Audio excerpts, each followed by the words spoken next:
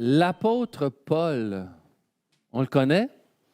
C'était un homme tout d'une pièce, donné entièrement à l'évangélisation. Il dit quelque chose d'important ici. Vous savez, frères et sœurs, il n'y a plus de païens ni de juifs, de circoncis, d'incirconcis, de barbares, de primitifs. On pourrait ajouter la liste. Il n'y a plus d'Autochtones, de Métis,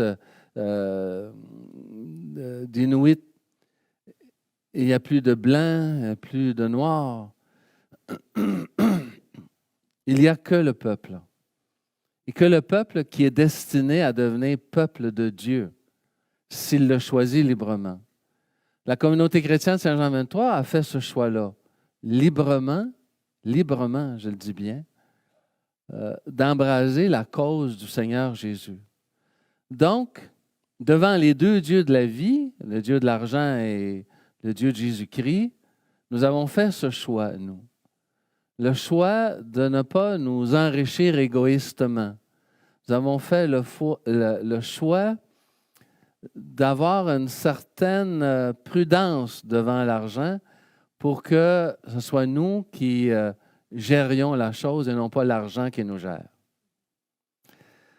Alors, tout un défi dans le monde d'aujourd'hui, hein, quand on sait qu'il y a au-dessus de 2200 milliardaires sur la planète qui gèrent 50% de tous les biens des 8 milliards de personnes que nous sommes, ou presque. On fait le choix d'être là pour le règne de Dieu, pour le royaume de Dieu. Et ça a une contrepartie. Ça nous évite d'être centrés sur nous-mêmes, d'être égoïstes. La contrepartie, c'est l'altruisme, hein? Penser aux autres. Dans le texte de l'Évangile qu'on vient de lire, 14 fois, on entend les mots « je me, moi ». 14 fois, dans un petit texte court comme ça. Jamais il est question de sa famille, à cet homme riche-là dans la parabole. Jamais il est question de ses enfants. Jamais il est question des ouvriers, des serviteurs. Il n'en a que pour lui-même. Il est peut-être heureux, je ne sais pas. L'histoire ne le dit pas. Mais ce que l'histoire dit, c'est que s'appuyant sur l'argent, pensant vivre, je ne sais pas, éternellement, quoi, on vient le chercher. Alors, ce n'est pas une sécurité pour la vie, l'argent. Bien sûr qu'on a besoin de l'argent. Bien sûr qu'on doit penser à nos vieux jours. Tout cela, on le sait, tout le monde. Hein? Mais on ne met pas l'accent sur développer un portefeuille incroyable. Ce n'est pas notre choix. Notre choix, c'est le service auprès des personnes qui nous entourent. Ouvrir les yeux pour voir la misère des autres, ce que cet homme riche-là dans la parabole ne voyait pas du tout, du tout. Centré sur lui-même. Alors, c'est pour ça que la communauté tout entière est appelée à regarder autour d'elle, à ouvrir les yeux pour venir en aide à des personnes qui sont plus faibles que nous. La communauté tout entière, la communauté chrétienne, elle a cette mission, non seulement de devenir disciple, mais disciple missionnaire pour voir ce qui se passe autour de nous. Et je me suis dit ce matin, quelle serait la meilleure manière de nous sensibiliser? Alors, j'ai pensé que le livre, l'encyclique du pape, La joie de l'Évangile, qui est une pièce littéraire incroyable. Si vous n'avez pas eu l'occasion de lire le livre, je vous invite à le faire. La joie de l'Évangile. Vous pourrez aller sur Internet et vous allez le trouver facilement. Il y a plein de vidéos en plus qui expliquent les différents passages du livre. Alors, je me suis dit, allons chercher là un passage qui pourrait nous interpeller. Et le passage que j'ai choisi s'appelle « L'intégration sociale des personnes les plus pauvres ». Bien sûr que si notre rêve, ce n'est pas d'accumuler, de penser qu'à nous, de jouir, bien ça va être d'être préoccupé des autres et des plus pauvres. Alors, je vous lis certains passages. J'aimerais vous en lire beaucoup plus, mais le temps est compté. La richesse des pauvres, le temps. De notre foi au Christ qui s'est fait pauvre lui-même, est toujours proche des pauvres et des exclus. Alors, il s'est fait pauvre, puis en plus, il s'est fait proche. C'est deux bons défis, hein? Se faire proche, puis être soi-même pauvre. On ne parle pas de misère, là. Hein? La misère, c'est autre chose. Mais la pauvreté acceptée, la simplicité volontaire, c'est aussi autre chose. Alors que le Christ s'est fait pauvre, et toujours proche des pauvres et des exclus, découle la préoccupation pour le développement intégral des plus abandonnés de notre société. Quelle mission! Quelle grande mission que le Christ nous confie. Un défi à notre mesure, puisqu'il nous invite à vivre ça.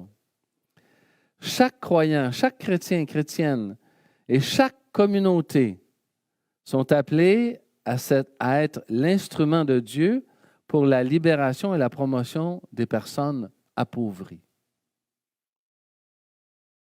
On a une belle tâche devant nous. Pour ce faire, le pape François nous dit, ceci suppose que nous soyons dociles et attentifs à écouter le cri des pauvres et à le secourir. Quand le pape François nous dit, on va entrer dans un synode sur la synodalité, c'est un peu barbare ces mots-là, mais une écoute qui se veut une marche avec les autres, en synodalité, marcher avec les autres. Là, mon confort, le confort de mon frère et de ma sœur devient aussi important. Oups là. C'est un même amour que je dois m'aimer et que je dois aimer mon frère et ma sœur. C'est du même amour. Là, il y a des exigences de spiritualité incroyables. Il y a des conversions incroyables que nous devons faire, que nous sommes appelés à faire. Dieu crie lui-même. Il dit, « J'ai vu la misère de mon peuple qui est en Égypte ou qui sont dans les maisons d'enseignement tenues par des communautés religieuses. J'ai vu la misère de mon peuple. » Oups! Moi aussi, je la vois. Oups! Mes yeux s'ouvrent. Vous savez, tout ce qui s'est passé dans ces institutions tenues par des communautés religieuses à 60%, communautés catholiques à 60%, ça ne serait pas passé ainsi si les gens avaient vu, si les gens en avaient parlé, si ça n'avait pas resté tabou. Hein? L'inceste reste tabou lorsqu'on n'en parle pas, qu'on se ferme les yeux. Alors, la communauté, elle est là pour faire ressortir les réalités de la vie, les partager, être capable ensemble de faire un pas de plus, sans jugement par rapport à ceux qu'on va rencontrer, sans jugement, dans l'accueil. J'ai vu la misère de mon peuple. L'avez-vous vu? L'avons-nous vu?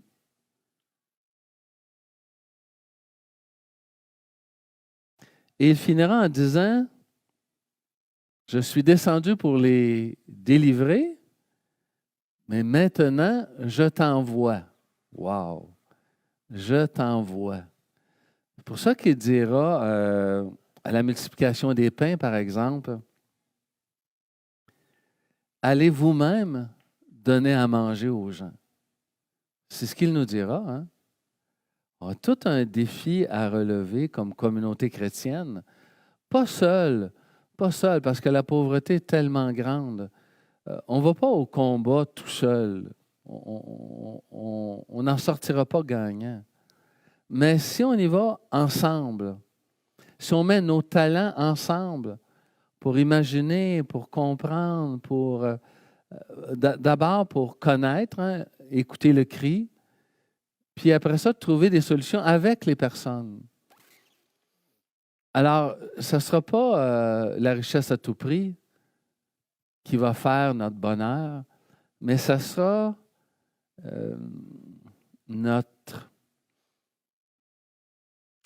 j'ai le goût de dire notre embrasement. On va embrasser nos frères et sœurs, on va s'approcher d'eux et d'elles.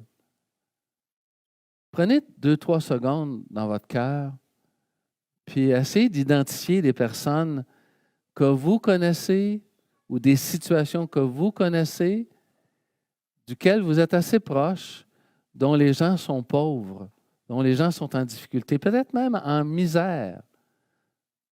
La misère noire, comme on dit. Prenez ce temps-là, quelques secondes.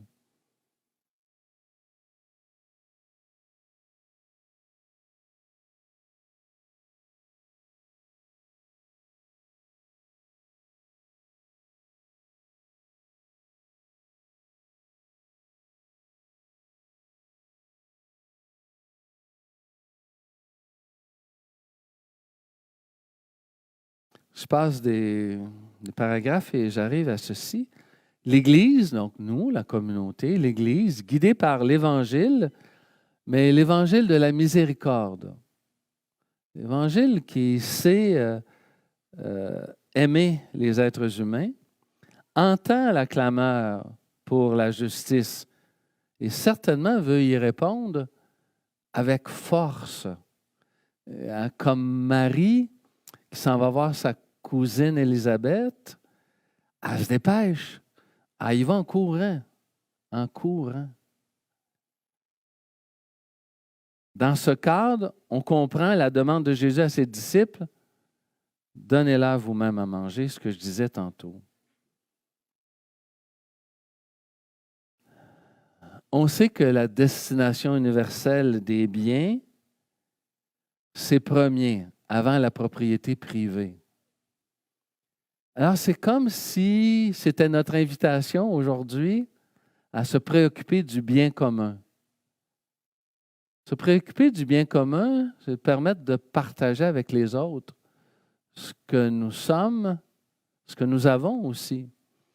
Et là, je vais vous taquiner un peu. Il y a 7 évangiles tout au long des 3 années liturgiques, l'année A, l'année B, l'année C. On est dans l'année C, qui nous offrent de parler de l'égoïsme qu'apporte un centrement sur les richesses. Il y a 7 reprises qu'un curé pourrait faire une homélie sur ça. C'est parsemé dans ces 3 années-là. Mais dans l'année C dans laquelle nous sommes, aujourd'hui et dimanche prochain, vous entendrez votre curé parler d'argent. Et c'est toujours délicat, hein, parler d'argent dans une communauté. On faisait la réflexion l'année pastorale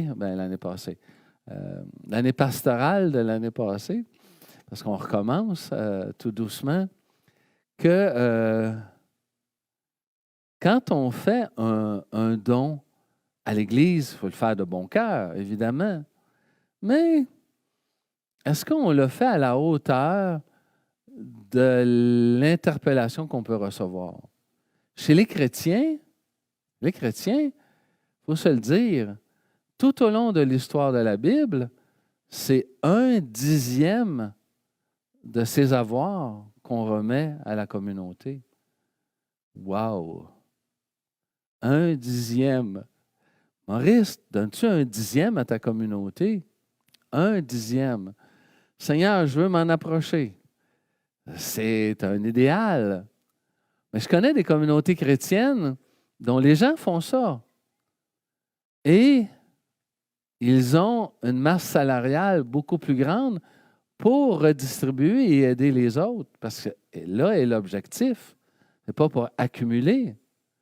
C'est pour s'en servir pour le bien des autres. 1/10, frères et sœurs. n'ose pas demander qui donne un dixième ici. Peut-être que je serais surpris, mais je ne penserais pas. Pourquoi il nous a demandé un dixième? Sais-tu pourquoi? Un dixième. Parce que vivre avec 9 dixièmes, c'est faisable. On est capable. Il n'y a pas de problème. Le petit dixième qu'on donne, bien, ça va nous rendre un cœur plus léger, un cœur plus ouvert, un cœur plus attentif aux problèmes de la communauté et des gens qui nous environnent. Et même, allons-y, dans la vérité, jusque dans les pays en voie d'émergence. Aider par notre richesse des gens qui, au sud, ont le sens de la communauté, bien, notre richesse à nous, étant monétaire, et que leur richesse à eux étant plus communautaire, bien, on va apprendre.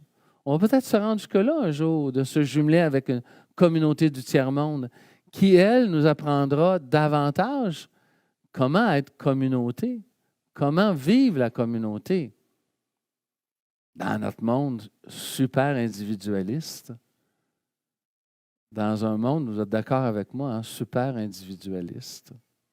Partager, c'est le signe qu'on s'implique, qu'on entend le cri. Là, je suis en train de faire un vrai sermon. Hein? Et vous comprenez qu'il y a tout un défi à relever tout au long de l'année pour s'approcher tout doucement, graduellement, de ce 1/10 pour la communauté que vous aimez, de façon à ce qu'on puisse redistribuer. C'est pas ça que faisaient les premiers chrétiens? On veut tellement vivre ce que les premiers chrétiens vivaient. Heureux, et ça, c'est tout un apprentissage, heureux les pauvres. Ça, c'est Saint Luc. Saint Matthieu, heureux les pauvres en esprit ou de cœur.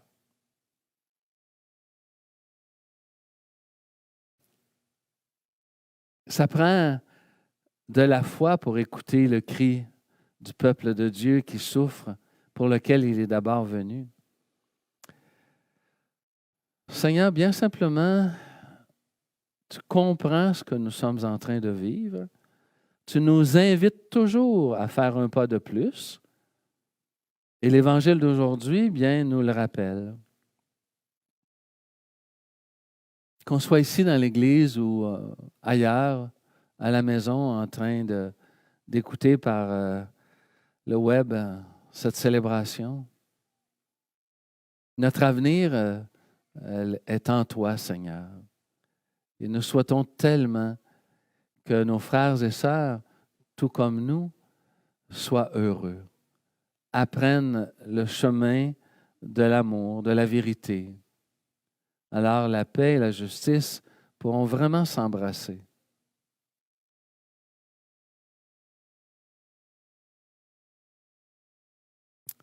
Amen. Amen. Amen.